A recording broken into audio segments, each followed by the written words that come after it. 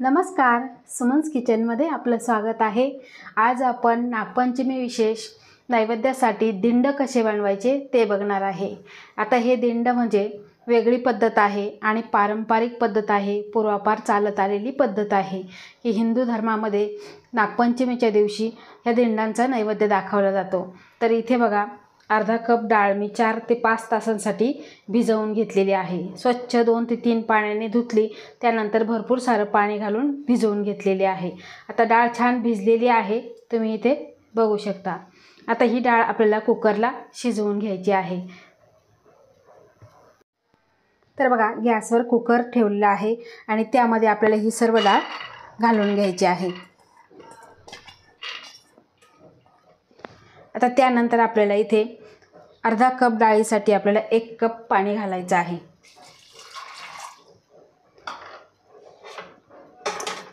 आणि 3 शिट्ट्यांमध्ये आपल्याला छान शिजवून घ्यायची आहे। आपल्याला जास्त पाणी घालायचं नाही किंवा आपल्याला याचे एळवणी काढायचं नाही, त्यामुळे आपण परफेक्ट प्रमाणामध्ये पुरण किंवा ही डाळ शिजवणार आहे। आता आपण झाकण लावून याला 3 शिट्ट्या काढून घेऊ।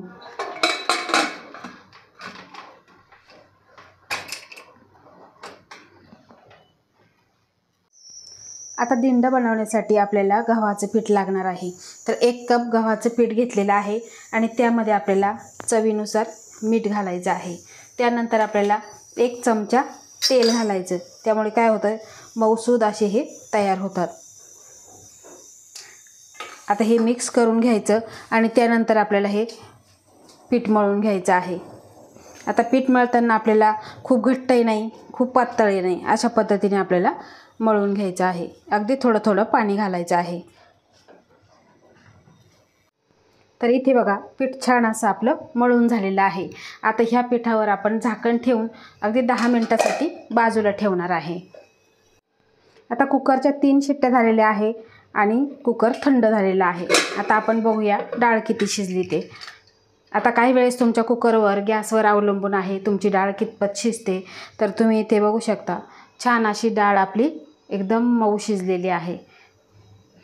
यामध्ये अजिबात पाणी नाही आणि थोडंफार जरी पाणी राहिलं तर ते तुम्ही काढून घ्यायचं आहे आणि कोणत्याही भाजीला तुम्ही हे वापरू शकता। भाज्या खूप चविष्ट होतात। आता गॅसवर पॅन गरम करायला ठेवलेला आहे। आता ह्या पॅनमध्ये आपण ही सर्व डाळ काढून घेणार आहे। डाळ गरमच आहे, तोच आपल्याला ही डाळ एकदम मॅश करून घ्यायची आहे। आपण पुरण वाटायच्या भानगडीत अजिबात पडायचं नाही आणि भांडीसुद्धा आपली भरत नाही। अगदी थोडंसं पुरण आहे, त्यामुळे वाटायचं, भांडी भरवायची हे काहीच बघायचं नाही। तर बघा, इथे मी मॅशर घेतलेला आहे आणि त्याने आपण प्रेस करत करत हे डाळ मिक्स करणार आहे। बघा, अशा पद्धतीने खूप पटकन होते।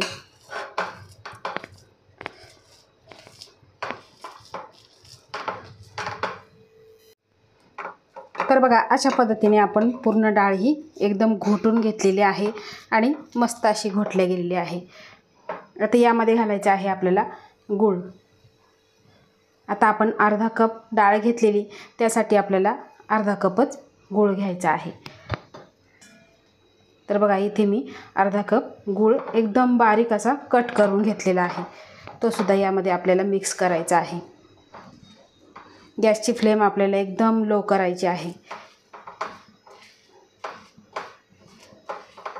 छान असं पुरण तयार होतं। पाटावर वंटा बघायला नको किंवा चाळणी बघायला नको, सोपी पद्धत आहे। या पद्धतीची एकदा तुम्ही पुरण बनवून बघा।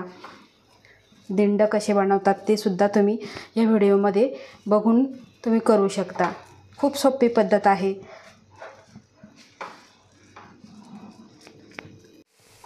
तर बघा, गूळ छान असा मिक्स करून झालेला आहे, पूर्ण मिक्स करून घेतलेला आहे आपण। आणि आता फक्त आपल्याला घट्ट गोळा होईपर्यंत हे सतत हलवत राहायचं आहे, कुठेही लागू द्यायचं नाही। बघा, अशा पद्धतीने आपल्याला सतत हलवत राहायचं आहे। तर छान असं आपलं इथे पुरण तयार झालेलं आहे, तुम्ही बघू शकता। कुठेही यामध्ये डाळिंबी वगैरे राहिलेली नाही। आता यामध्ये घालायचं आहे आपल्याला अगदी थोडंसं चिमूटभर मीठ घालायचं आहे। गोडाच्या पदार्थाला थोडंसं मीठ घातलं की चव फार छान येते। बघा, एकदा मिक्स करून घेणार आहे।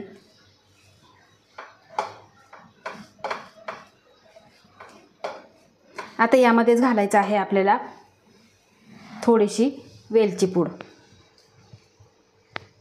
त्यानंतर आपल्याला अगदी थोडंसं जायफळ घालायचं आहे. तुम्ही सुंठ पावडरसुद्धा घालू शकता. अगदी थोडंसं घालायचं आहे. तर आता गॅस बंद करायचा आणि हे पूर्ण मिक्स करून आपल्याला पुरण थंड करून घ्यायचं आहे. तर आपलं पुरण थंड होते तोपर्यंत आपण पीठ बघूया. तर पीठ बघा 10 मिनिटे झालेली आहे आणि छान असं भिजलेलं आहे. आता पुन्हा एकदा आपण मळून घेऊ.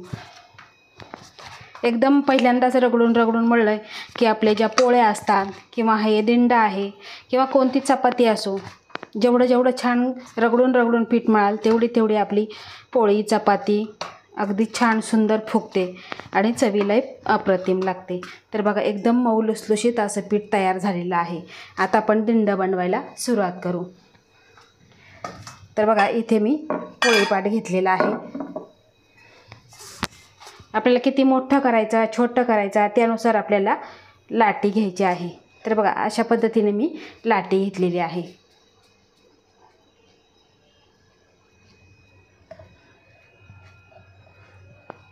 आता आपण हे लाटून घेणार आहे. एकदम पुरी जशी बनवतो त्यापेक्षा अगदी थोडीशी आपल्याला मोठं करायचं आहे.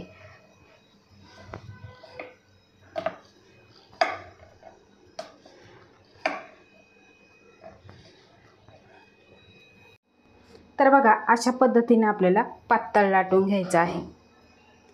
तुम्ही याची शाईन बघू शकता.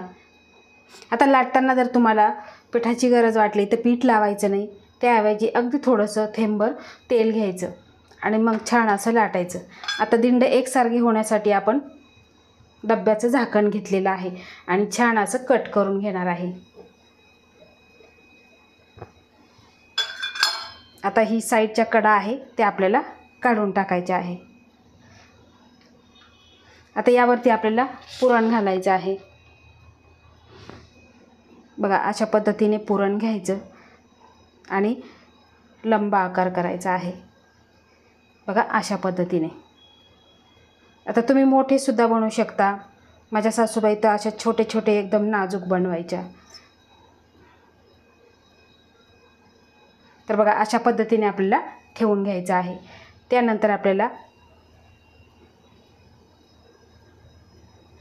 कढईच्या ज्या बाजू आहे त्या पूर्णपणे चिकटवून घ्यायच्या आहे. बघा अशा पद्धतीने. आता जी पुढची बाजू आहे ती सुद्धा इथे चिकटवून घ्यायची आहे.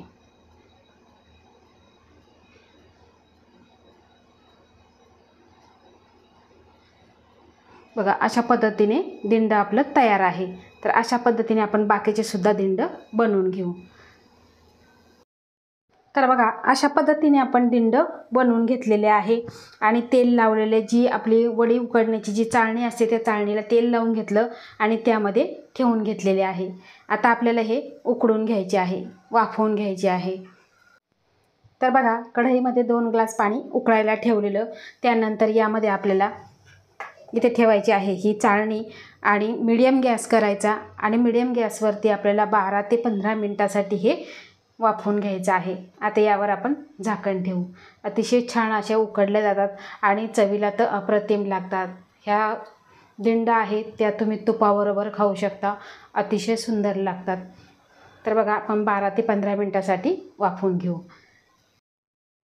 तर इथे बघू शकता 12 ते 15 मिनिटानंतर आपण गॅस बंद केलेला आहे आणि खूप छान असे हे दिंड वाफवून निघालेले आहे. तुम्ही इथे बघू शकता छान असे फुगलेले आहे. तर इथे सगळे दिंड मी डिशमध्ये काढून घेतलेले आहे आणि आता एक दिंड मी तुम्हाला कट करून दाखवते.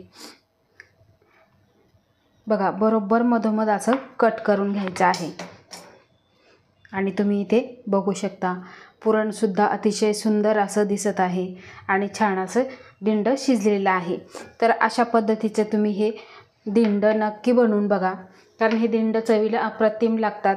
आता या दिंडाबरोबर साजूक तूप खायचं, त्यामुळे खूप छान असं चव लागते. तर तुम्ही इथे बघू शकता. तर अशा पद्धतीचे हे दिंड तुम्ही नक्की करून बघा. ह्या नागपंचमीला नैवेद्यासाठी हा दिंडाचा नैवेद्य असतो. तर हे दिंड तुम्ही एकदा नक्की बनवून बघा. आवडल्यास लाईक करा, शेअर करा, सबस्क्राईब करा आणि बाजूचं बेल आयकॉन बटन प्रेस करा. धन्यवाद.